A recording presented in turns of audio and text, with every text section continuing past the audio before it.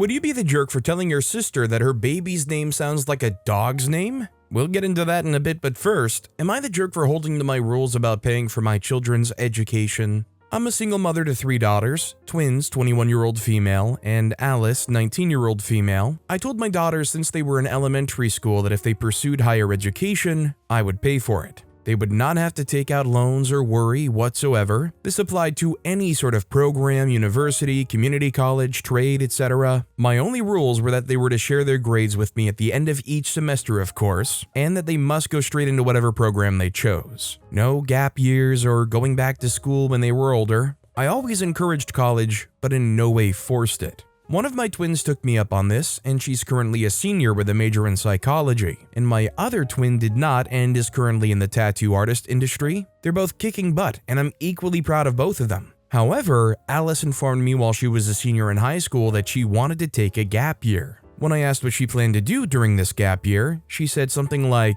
relax before having to be in the real world. She said she wanted to go to college, just not right away. She also said that she did not plan to work during this time. I told her she had the whole summer to relax, but she held strong and wanted her gap year. I said fine, but not to expect me to fund her schooling a year from now. She brushed me off. If she had planned to do something productive or literally anything with the gap year, internship, etc., I would have had a different attitude towards this. Flash forward to September, and Alice has done exactly that for the last 4 months. Relax. She sleeps until 2 and hasn't gotten a job. She has the car and the means to do so, but simply does not wish to. The topic of her going to school next year got brought up by her, and she asked if I would pay. I said no and that she knew this. I told her I would be happy to help her, but I would not be paying in full. She blew up on me, asking if I was serious and saying how unfair I was. She yelled at me and called me a bench for paying for her sister's college in full but not hers. I reminded her of our conversation and how she knew my stance since she was a little girl. I also asked her if she had applied for scholarships or done anything to start trying to help with these funds. She had not. I told her since I was retiring in 2025, I didn't have the funding to pay for her schooling in full anymore, and that I had to start thinking about saving for myself and my future. I said she had missed her chance. She is very angry and has barely been speaking to me. I feel bad, but I also don't. I feel like this will be the first of many things in her life to teach her some responsibility. She had her opportunity to have her schooling paid for, and she knew this, but chose to do nothing for a year. She can absolutely still go to college, and I will help foot the bill, but she would definitely have to take out some loans. I'm really not sure how to talk to her about this. Am I the jerk here? I'm a little conflicted because you really can't argue that OP is being any kind of inconsistent. Like, they were very clear about their intentions and how this would turn out for them. And in a way, I kind of even understand you don't really enjoy seeing that your kid takes half a year off and just kind of lazes around before going off to actually try to pursue some kind of productivity. And it's not just 4 months, it's just 4 months currently because they're talking about the upcoming school year, the next school year. So this kind of thing is expected to go on for a while at least still. I suppose you still could argue though that realistically it doesn't make much difference if they take that gap year off as long as they're still trying. But in a way it's almost like an investment. If you're paying a lot of money for that full ride scholarship essentially for your kid, you kind of want to do so with the idea that they're really going to be working for it. Them saying, oh, I just want to take a gap year off and chill before I go for it. I'm not saying that they're not going to succeed, but it's understandable that it might not give you the most confidence. I will say the whole I'm retiring in 2025, I don't have the money anymore all of a sudden thing is kind of odd, but I don't know, overall I kind of get it. SF Goth Girl commented, some people need a gap year for a variety of reasons. Being inflexible is not a good example for your kids. It's also kind of sus that in 4 months' time you no longer have the funds for her to go to school. It's very likely she's overwhelmed and needs guidance. Does she even know how to search for scholarships? More importantly, does she even know what she wants to study? Right out of high school, I went to community college, but I didn't understand how GPAs worked and ended up with a GPA around a little less than 2.0, which was very disappointing for me. I was 23 before I realized that I wanted to be a nurse. I think y'all can come to a compromise. For example, maybe she can start a school in January so it won't be a gap year. It's just 4 months. I strongly believe you should reconsider. Shine Adam commented, I think this last was around 15 when the pandemic hit. This disrupted schooling for anyone who was at school at the time. It has hit the younger students harder than the older ones, and it's clear that there are long-term issues arising from it, including feeling overwhelmed. Again, she is, so to speak, on her own. Her sisters are twins and probably were a fairly self-sufficient group. It's hard to know without a good understanding of the general family dynamic and of her own friendship group, if she has one. I'm kind of leaning towards you're the jerk for a judgment because of the sudden "I'm retiring in 2025 and need the money" thing. That came out of nowhere. Of course, one should save for retirement, but probably not at the expense of being so rigid in rules about college. How would OP have managed to pay for the girl's college if she had abided by the rules? Also, hi, I'm Steven, and if you guys enjoy getting to decide whether or not all of these people are jerks, why not hit those like and subscribe buttons down below? That said, our next story is, am I the jerk for telling my husband's friend that he was selfish and hurting his wife? My 32-year-old female husband, 36-year-old male, has a high school friend, 36-year-old male. Let's call him John. John is a typical jock. Athletic, good-looking, popular with girls, but I've been around enough to see and hear him being questionable towards women. To the story, we were in a group of friends and I was introducing them to my new baby, less than a year old. Important info, I had a miserable pregnancy. The topic of having kids came up, and John started saying how him and his fiancée, 32-year-old female, would be the next. More important information, his fiancée Janet is an amazing lady. Kind, smart, gentle. Recently, she's been through a lot. Lost her dad and her health has been terrible. Not going to say what, but she has a disease that causes headaches, weakness, dizzy spells, fainting, extreme fatigue. She has become more and more emotionally and physically dependent on him. On top of that, she and I come from another country. It means her family and support system are not here. Back to the situation, I asked her if they plan to have kids after the wedding. That is, in 2 years. I thought that because it gives her time to recover. He doesn't let her answer and says they agree that they would only get married after having kids. I'm surprised for 2 reasons. She always said she wanted kids after marriage, and her health is not good. She doesn't say anything but looks sad. I argue that it doesn't seem like a good plan and that a pregnancy now could put her health at risk. He said her fertility window is almost closing and that it's now or never. I start getting angry and we discuss. I ended up saying that he's selfish and this decision is only based on his wants and needs and is hurting her. Basically a form of abuse. The room gets quiet and we ended up leaving. My husband later agreed with me but said it was not my place to say anything. Our friends are mixed, saying someone had to say it, but that I was too harsh. I feel maybe it was not my place and I was being a busybody, but after being through a hard pregnancy myself, without my family, I know how hard it is. And my husband is a great supportive guy. Meanwhile, John leaves her alone all the time to party and enjoy life. He is dooming someone that trusts him blindly into a horrible situation. Am I the jerk? Was OP maybe a little rough around the edges? Sure, but I think they were speaking a lot of truth and hopefully what OP said will kind of resonate and kind of seep through a little bit and make this guy realize how he's being. And I know it's not so simple because it's not exactly a free process, or even if you're living in some places, you might not even be able to get access to it, but something like freezing eggs would probably be a good option if they're really all that concerned about fertility windows closing. BroGangles1 commented, "What you said was the truth, but you were a little harsh." I think you were right to say it because the guy obviously doesn't care how he treats his wife. I also think you should ask his fiancée in private how she feels about her situation. OP responded saying, "I agree that I came out too strong. I feel protective towards her. She's so sweet and nice. I feel she doesn't deserve the way he treats her. But when I say something in private, she keeps repeating herself that he loves her and she never met a man like him. I feel she thinks that he's out of her league or something." Our next story is, am I the jerk for telling my wife that I don't want my daughter to call her grandfather dad? So I, male 34, and my wife, female 34, have a 4-year-old together. My wife's family have this weird tradition of calling the grandparents mom and dad and add their name at the end. So for example, Dad Juan is the grandfather and Dad Jose is the father.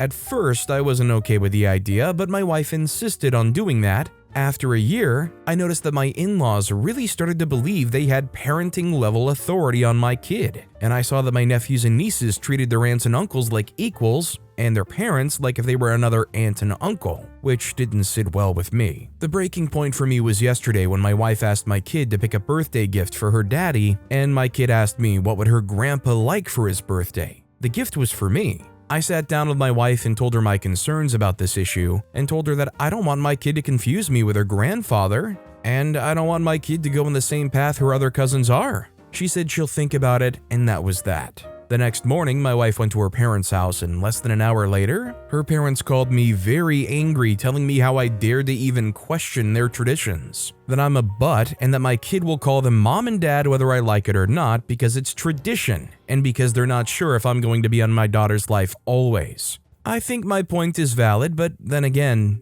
am I being a jerk for not wanting my kids to call their grandparents mom and dad? I mean, sure, tradition is tradition, but this also kind of is like your immediate family and your kids, and I also heavily understand the idea that you want to be dad yourself to your own kid. Like, I don't know, I find it kind of heartbreaking that they went, "What do you think your daddy would like?" And they go, "Yeah, I don't know, what would Dad Juan want?" It's like, that's supposed to be me. I'm the father. Greta Cat commented, "Not the jerk. Wow, they made it really clear what they think of you when they said, because they're not sure if I'm going to be in my daughter's life always. It might be time to tell them that they may not be in your daughter's life always, and that with that level of disrespect, always might start very soon. I'm sorry that you do not have your wife's support though. She sounds like the jerk." OP responded saying, "I think it's because 2 of the 5 sons-in-law already bailed. They had all daughters and are very nosy people." Our next story is, am I the jerk for discontinuing payments of my friend's son's special education advocate services?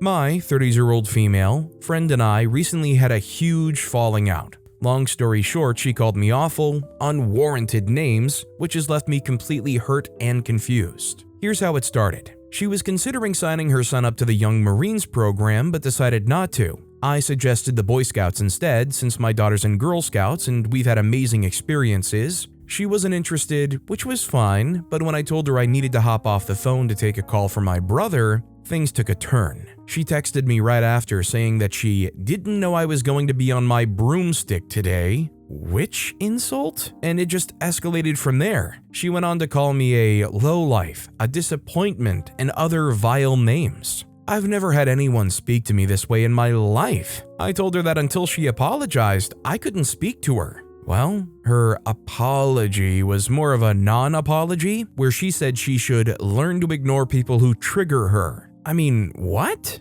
Here's the problem, her son is a handful and needs special education services. After she splurges on hair extensions, nails, etc., she said she couldn't afford the $200 per month for 6 months that his services cost. Before all of this drama, I generously offered to cover half of it. I've already paid $100 this month to the advocate handling his case. But now I see her flaunting pictures of her and her kids at Disneyland, holding giant lollipops and bags of merchandise. She's also talking about buying a new Cadillac after getting a large check from her sister. Meanwhile, I'm feeling like a complete sucker for offering to help out given her behavior and priorities. Am I the jerk for wanting to stop paying after how she treated me? I think OP's pretty clearly not the jerk here. She clearly has the disposable income to afford this. I think sadly with how A, they've treated OP, and B, how they're spending their money now, taking that away from them in any form is going to lead them to blow up and maybe just end the friendship there.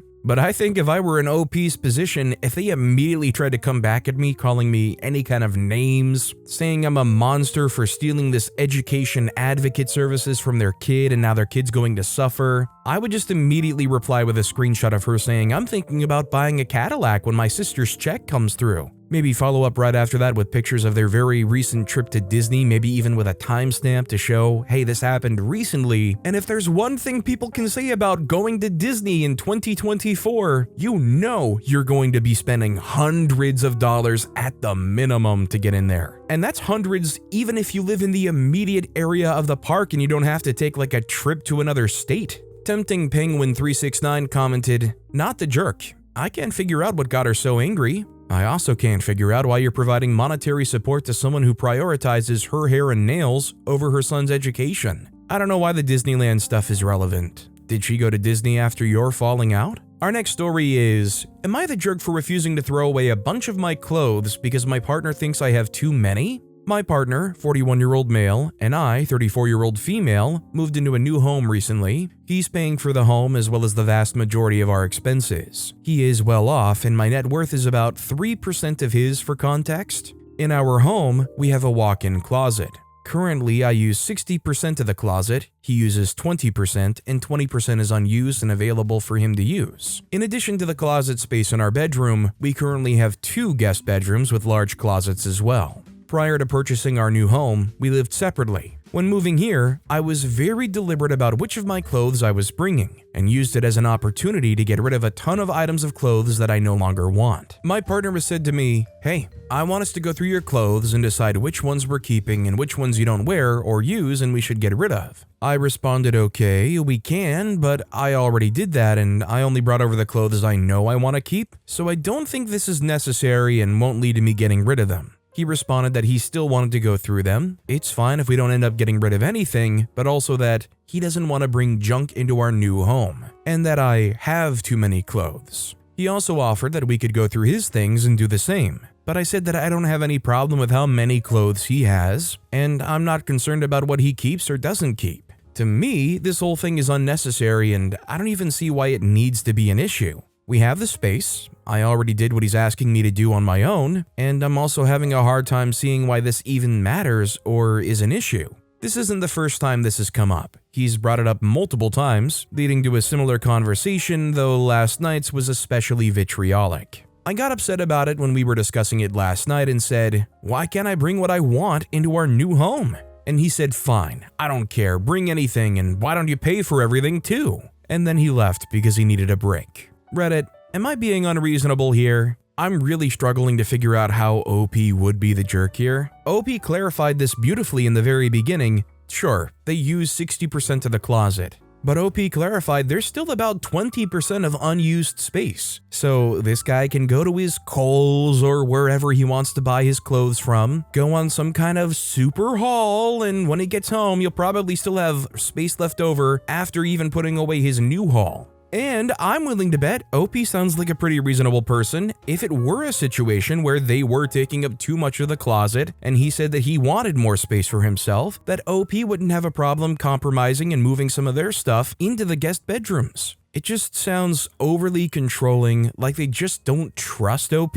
Maybe they have some great personal desire to be like especially frugal. Maybe they want to save space and money wherever possible because that's just what's instilled in them. But that doesn't make OP the jerk in the least bit for doing what they did here. Impression Academic commented, "Not the jerk. Is he controlling in other areas? They're your things. He doesn't get to say he's going through them just because he's paying for the house, most expenses, and has a larger net worth than you." OP responded saying, "I always have a hard time determining the line between controlling and precise, disciplined, rigid with him. As one example, he wanted me to pick out all the furniture for our new home, but the way it had to be done was by creating a spreadsheet with specific columns along with a specific priority for which rooms or items that we were going to move forward with. And if I wanted to request to change those priorities or had an item that I wanted to purchase, I had to send it via email with an explanation for why I'm making the change, etc. If I brought up something outside of these ways of doing it, it would lead to him getting exasperated or stressed. And paying for things came up with this as well, where he said if he's paying for it, this is the way he wants it done, and we need to look at it as a project, to be haphazard, etc.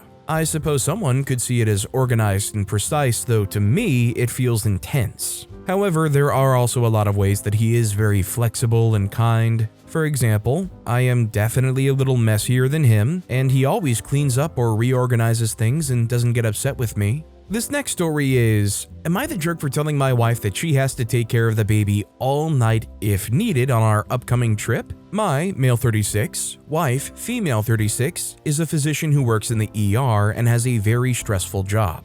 I work from home for an IT company. We have 2 kids, a 3-year-old boy and an 11-month-old baby girl. Because of her work hours and stressful job, I'm taking the workload of taking care of the kids. The boy goes to daycare while I watch the baby all day. Breakfast, lunch, and dinner for the baby and breakfast and dinner for the boy. I also bathe them both and do bedtime with the boy. Recently, my wife got an opportunity to go to California for a medical conference, and I told her that she can go alone if she wants, and it can be a nice break for her, but she insists on us all going. She said she doesn't need to go, but it'll be a fun trip and she can use that time for a trip as it won't be part of her PTO. Now, I would rather her be home to help me with the kids, but she was so excited to visit as she's never been there. I insisted on her going alone. It'll be less stressful for her. She can explore after conference hours. It'll suck for me, but at least we'll be in a controlled area, which is our house. There's space, all their toys, kitchen, my desk with a monitor set up, etc., as opposed to the vacation where we'll all be cramped in a Hilton hotel room. The kids have never slept in the same room ever. And not only do we have to worry about taking strollers and car seats with us on the flight, which I'll be doing since it'll be too heavy for my wife, we have to carry 2 kids. We have to make sure there are 2 cribs at the hotel room, a functioning freezer for my wife's breast milk, activities for my toddler boy since what is he going to do in a hotel room all day while his mom is at a conference and his dad is taking care of a baby while making Zoom calls to work. I've begged my wife to reconsider this, but she said she'll take some conference days off or she'll leave early if things are overwhelming for me since it'll be down the street from the hotel that we'll be staying at. And I don't know. I'm so exhausted lately I just gave in and agreed to the trip. But now I'm rocking the baby at midnight and I'm just fuming that I'm not only watching the baby and the boy during the weekend, she has weekend call at work that she signed up for because it's extra money, I'm also rocking the baby back to sleep. I angrily texted my wife that when we go on the trip, you have to stay up all night to rock the baby or contact sleep the baby in her arms while you stay up all night. She felt really bad and said that she'll swap with me, but she has work tomorrow and I don't, so I said it's fine. But I can tell that I made her feel like crap and I feel bad about that. But at the same time, I don't know if I'm actually being a jerk. Am I actually being one? OP's clearly not the jerk. It kind of sounds exasperating. I don't even really think this is a communication issue because it sounds like OP made it clear it really would be so much easier on them. And really, it just sounds like their partner's not listening to them and not considering not just their immediate partner's needs, but the kids too. I mean, they kind of should feel bad. It's incredibly selfish what they're trying to do. They want to drag everybody else along, make an experience that's difficult for the rest of them, all because she wants to have her cake and eat it too, which is having her family around while also not really paying any attention or helping with them and exploring the city. I think OP's showing a lot of restraint for not blowing up even more over this. Ambitious Force commented, "Not the jerk. As soon as I read that's your wife's plan, I thought about all the posts I've read from women who on family vacations to cabins or Airbnbs and end up doing the same drudge work for more people in less hospitable environments. Tell her you need an actual vacation and her conference would not be it. I'm so exhausted lately. That's what needs to be addressed. You can't work from home and watch an infant, that's 2 separate jobs. You and your wife need to come up with a more equitable division of labor and probably get some additional help too. Have you considered something like a mother's helper? Someone who could work for a few hours every day to help with the kids and housework?" Morning Linky 3192 added, "Yeah, it sounds like she's not the one who needs a trip away. Time for dad to have a solo vacation. If she was doing more of the childcare, she would know what a nightmare situation this trip is for him." Our next story is, "Am I the jerk for only paying for my own food at a friend's dinner and wasting everyone's time?" Last night, my friends and I decided to try a new restaurant that one of my friends, Alex, had been talking about. I wasn't too excited about it because I've never heard of it, so I didn't know what to expect. But I went along to hang out with everyone. When we got there, I looked at the menu and didn't see much that appealed to me. I ended up ordering a small appetizer and a milkshake, while everyone else ordered full meals.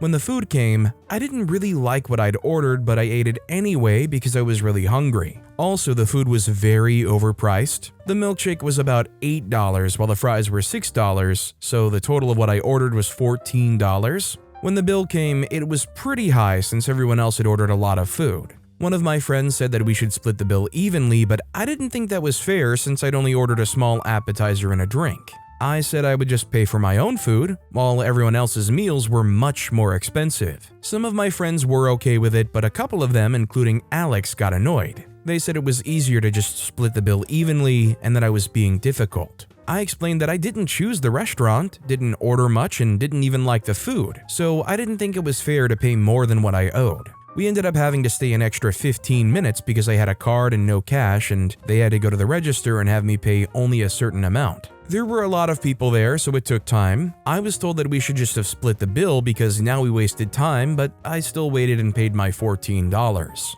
Now I'm wondering if I was being unreasonable because it was faster to just split the bill. I know that a lot of friend groups split bills, so I'm wondering if I was just selfish. I just didn't want to have to pay an extra $10 for no reason. Am I the jerk? Edit, not sure why it's relevant, but I paid tax and tip. Now, a lot of people mentioned cash. I normally pay with cash, but I forgot to bring it that night. My mistake, so I couldn't just throw cash down, I had to use the card. I never verbalized how I felt throughout the night because I didn't want to ruin the night. It was still fun to laugh with my friends. So I think the response is generally going to vary. Personally, if it were up to me, I would say that OP is not the jerk. I think if you're at an outing and you really don't order that much and you're feeling uncomfortable with spending so much more, it's fair to say, I'm just gonna cover what I got because I didn't get all that much. I think everybody else who ordered all this food getting upset about that is honestly making them more the jerk in that situation. It kind of flips into an almost entitled, how dare you not finance my meal type thing. So Chachka commented, not the jerk. If people want to split a bill like that, it has to be known in advance. I feel like when people know the bill is going to be split evenly, they always order more expensive items and the bill gets excessive quickly. To just lay it on like that afterwards means that anyone who didn't eat enough ends up paying for others' share. Essentially, they wanted to split the bill on your back. If they wanted to make it easier, they should have organized it in advance. In the future, they'll know better. Our next story is, am I the jerk for telling my friend that I'm not a spoiled brat, she just has daddy issues? I just went back to school this week, and on the first day back, I forgot my project that I was supposed to hand in. I had it prepared and put it in the backseat of the car, but I completely forgot to take it with me when I got out. I suddenly remembered it at lunchtime and asked my dad if he could drive back to school so I could get it, and he agreed. The drive from my house to school is around 15 minutes, and my dad's job only has a 4-day work week, so he was completely free. One of my friends kept going on and on about how I'm such a spoiled brat, saying that she could never dream about her dad dropping everything because of her mistake. Her dad walked out on her as a kid, and her stepdad is an awful person. I asked her to just drop it, but she just doubled down. I eventually snapped and told her that I'm not a spoiled brat just because I don't have daddy issues like her. She burst out crying, saying I crossed the line, and she's been ignoring me since then. Am I the jerk? Hope he's not the jerk here. That was such an uncalled for thing to say. I think it was like some serious insecurity leaking out there. I'm sorry that your dad wouldn't do that for you. Shoot, I think even a lot of not so great parents would be willing to drop things and help out if they could in a situation like that. Like even a lot of not so involved parents, if you say, hey, can you really help me out here for 15 minutes? They'll probably do so. Like really, what was the reaction the friend was expecting OP to have? Yeah, you're right, I am such a spoiled brat, I got it so good. Like how are you supposed to respond? 0star83 commented, given that you knew the issue she's having at home, you knew that your response would hurt. She's certainly the jerk for continuing to harass you over your dad doing something nice for you, but it sounds like you were being cornered and said what you could to get her to stop, so not the jerk. Our next story is, am I the jerk for telling my sister her baby's name sounds like a dog's name and now she won't talk to me? My sister had a baby. I'm happy for her. Her baby's name is Ruff. It's Ruff, R-U-F-F. It sounds like a dog. I thought she was joking and laughed. I was wrong. She asked me why I was laughing. I said it sounded like a dog barking. Ruff, Ruff? I thought we were laughing, but she got mad. She was angry. She said I was being disrespectful and that the name had meaning to her and her husband. They love an obscure video game character. I told her she can name her child whatever she wants, but people will associate it and it might be hard for him in school. She won't return my texts or calls. My mom says I should have kept my mouth shut. Am I the only one seeing this? I didn't mean to be a jerk, but Ruff? I can't be the only one who thinks this could backfire. So I told my sister that her baby's name sounds like a dog's name. Is she overreacting? Yeah, so this situation is rough. I think OP is undeniably right. I don't doubt it has a lot of meaning to them, and I understand they named their kid after that, but you know Billy the bully at school isn't going to see the kid named Ruff and think, oh, that must have some meaning behind it. I will say though, her best bet is getting their kid involved in the theater arts because having a name like Ruff, probably a pretty good stage name to have from the get-go. I Am Irene commented, not the jerk. You gave an honest reaction to an absurd name. If she didn't like how you reacted, imagine how she'll like having to deal with all the school bullying coming this poor kid's way. I swear, some people just don't think. Kids are not accessories. BooBoo773 commented, "This. I get people want their kid's name to be special to them, but they seriously need to stop and think about the future. Anything too weird or anything that rhymes with anything bad, other kids are going to make fun of. Not the jerk, OP. Your sister should get used to this reaction because it's going to happen a lot." But with that being said, that's all the time we have for today. Now, if you want to hear another absolutely crazy Am I the Jerk Here story, check out that video on the left. Or if you missed my latest video, check out that video on the right. That said, I'll see you all next time with some more stories.